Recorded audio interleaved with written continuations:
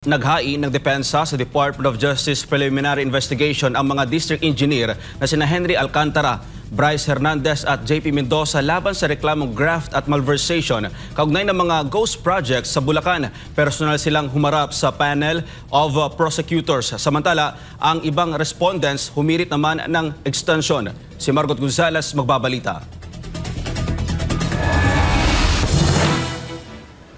Mula Senado, dinala sa Department of Justice o DOJ Lunes ng hapon ang mga tinaguriang Bulacan Group of Contractors o BGC Boys na sina Henry Alcantara, Bryce Hernandez at JP Mendoza para personal na isumite ang kanilang counter-affidavit o depensa sa reklamong malversation at graft kaugnay ng mga ghost projects sa Balagtas at Pandi, Bulacan.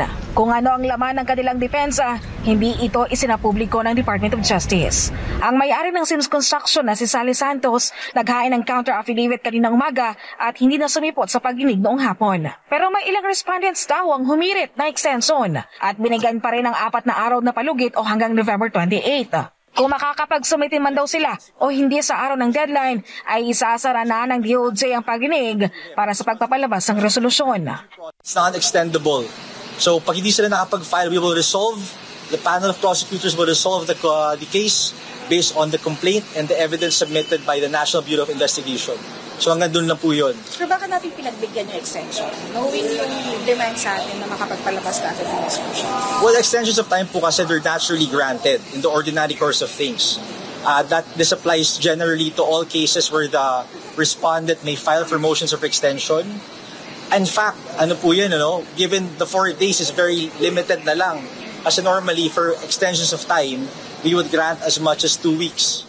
Aminado naman ang ahensya na hindi pa kasali sa naturang pagdinig ang proponents o ang mga nasa likod ng mga proyekto at tanging mga kontratista at mga dating opisyal lamang ng DPWH ang inireklamo.